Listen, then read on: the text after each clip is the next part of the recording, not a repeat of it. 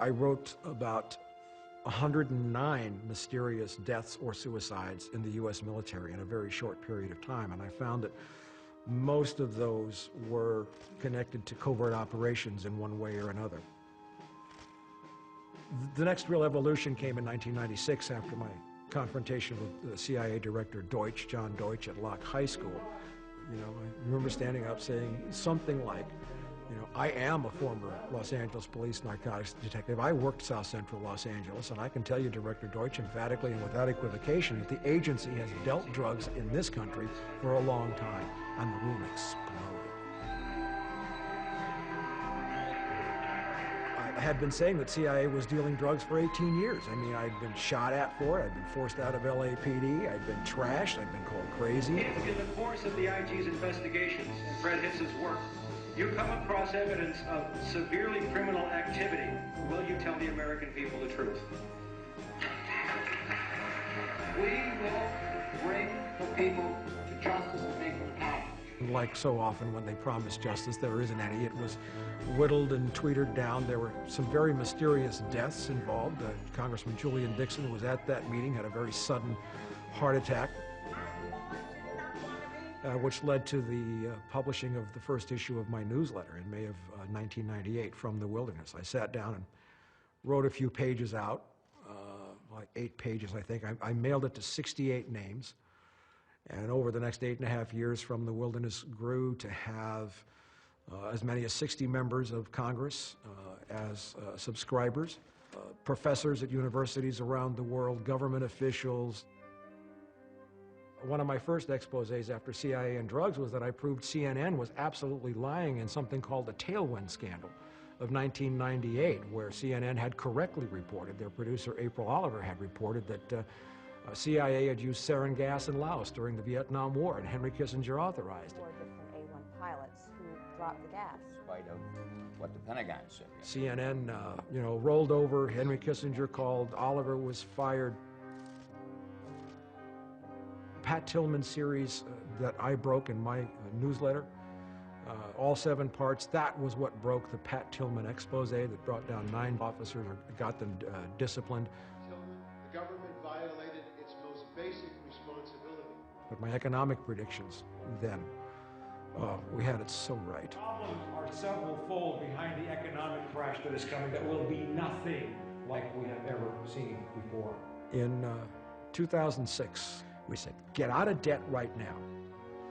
Check your mortgage carefully, especially if you have an arm. Get into gold. Reduce debt as much as possible. Stay away from any kind of financing and heavy credit card. We issued a whole series of warnings. How many people have ever heard of the fact that they're trading pools and mortgage-backed securities, like mutual funds, but it's all mortgages? Those books are as cooked as the books on Enron. But it was like 11, 12 days after we issued that economic alert, in the middle of running the Tillman series, that our offices were burglarized. All 7 computers smashed, and a whole chain of events took place up there, which actually worked out okay, because I needed to evolve, and I have since then.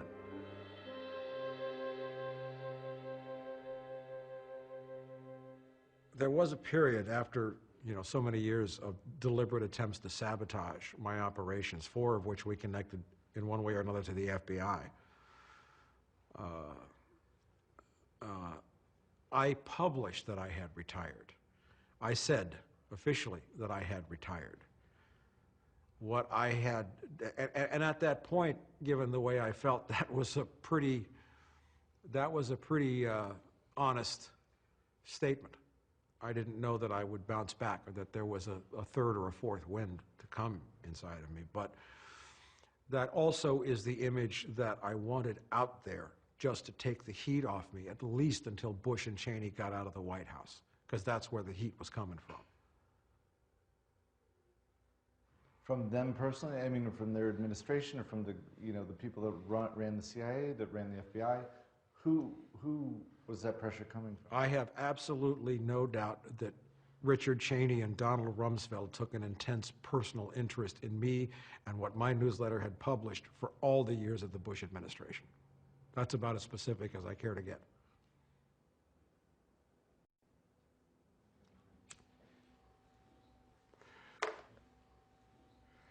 There was a guy named von Clausewitz who said that war is a continuation of politics by other means. Politics is a continuation of economics by other means. To understand all of this mess, you need to understand one term. It's a big financial term that's real simple to understand. It's called a derivative.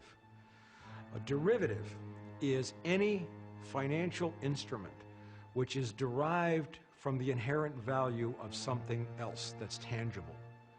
In other words, an ear of corn has value. A barrel of oil has value.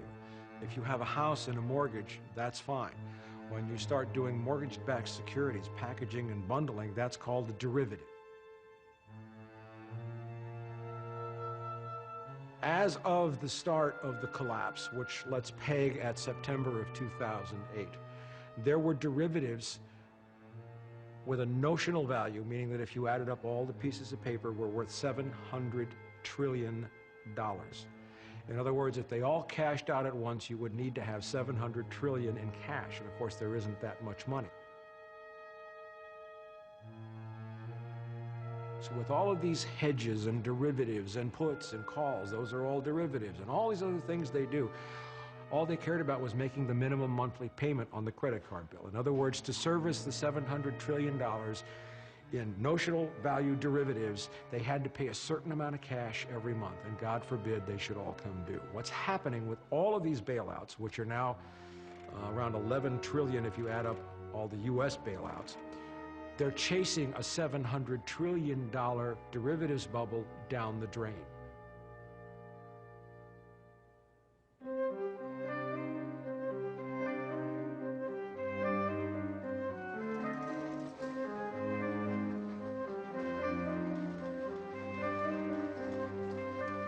The people who have run the monetary paradigm, the economic paradigm, since money was first invented, have wanted to mystify it and to make everybody believe that only some expert could understand the mumbo-jumbo of the priesthood of money. Three things only anybody needs to know about the way money works around the world today. One, fiat currency. What is money? If I were to take a bill out of my wallet, and I reach in my wallet and I pull out this bill, it's $20. Wow. Okay. Can I eat it? Can I roll it up and chew it? Do I get calories and vitamins? No, I don't. Can I crumple it up, throw it in my gas tank? Is the car going to go anywhere? No, it's going to clog the fuel injectors, maybe. This is only a symbol. This doesn't mean anything. It's fiat. It's created out of thin air because somebody turned on a printing press. That's all it is. Before the great growth of population, which occurred with the advent of oil, came this revolution in the monetary system as well. There was a time when the pound sterling actually meant a pound of sterling silver. There was only so much silver out of the ground. It was tangible. You couldn't print silver. It was something real. You cannot print any more money than there is energy to back it up. That simple. So we have fiat currency. Then we have something called fractional reserve banking.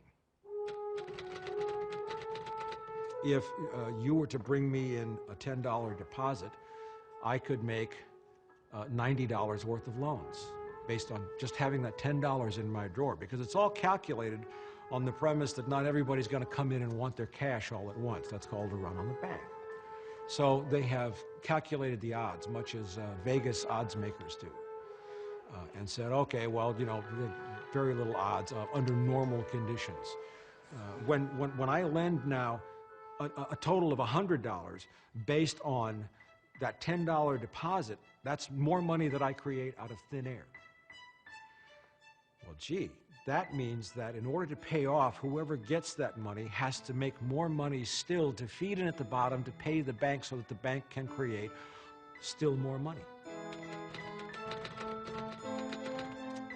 You know, I think it's probably pretty safe at this point in time with the collapse of the U.S. economy to say that pretty much everybody is understanding how compound interest works.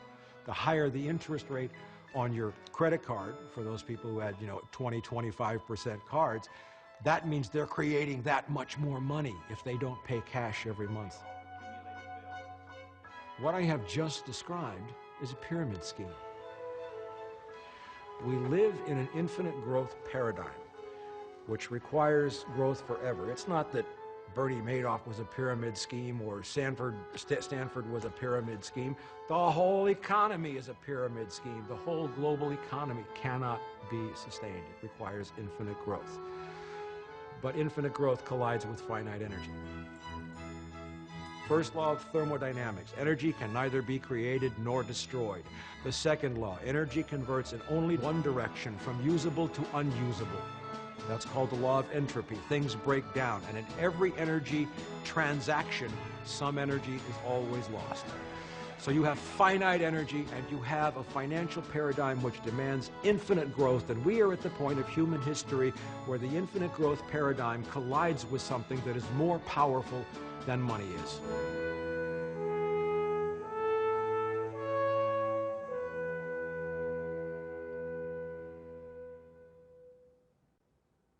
By 2006, I knew that the collapse was very imminent, that there would be a major implosion of the U.S. economy. I actually missed it by about a year, maybe a little bit more. I thought it was going to happen sooner, but it happened.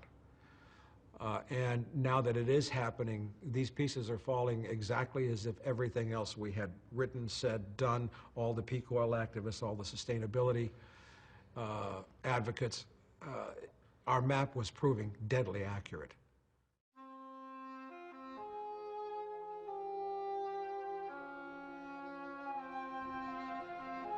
Things don't break up, they break down. When a government collapses, what happens? The mail stops getting delivered. Air traffic controllers don't get paid, so they don't go to work, which means planes don't fly. Bridges and highway inspections don't get made. Food and Drug Administration inspections don't get made. Maintenance is going to be defrayed. Law enforcement stops working. I mean, it's no secret now. You see the headlines every day. California's bankrupt, Michigan's bankrupt, Ohio's, they're shutting down services left and right. There are tent cities springing up all over the country. There are homeless, displaced people. A great many billionaires, who we would call the elites, a great many very, very wealthy people are getting crashed, burned, and eaten alive. What you don't hear is the fact that all over the world economies are collapsing much faster than the U.S. economy. Britain is an absolute basket case. There is a curtain of despair descending across Eastern Europe. There's a revolution underway in Greece. It's not riots, it's not civil unrest, it's a revolution. Drug violence right across the border in Mexico. This is all part of the collapse. Pakistan, Afghanistan, there's lots of violence. The people who have run the planet to this point and who are running the planet now are losing control.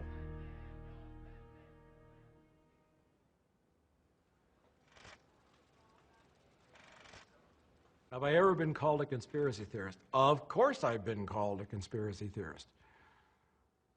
But I don't deal in conspiracy theory, I deal in conspiracy fact.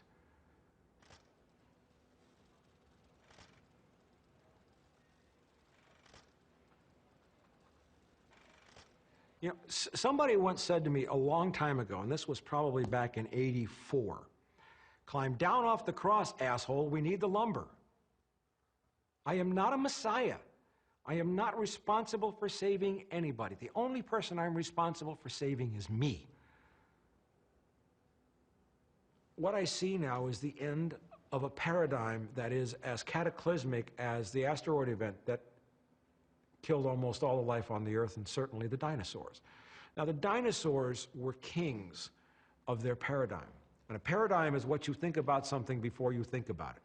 Somebody talks about money, and you automatically accept without thinking that compound interest, fractional reserve banking, and fiat currency is okay, and we have to protect that, because if we don't protect that, it's going to be bad for us. If you know anything about Darwinism, basically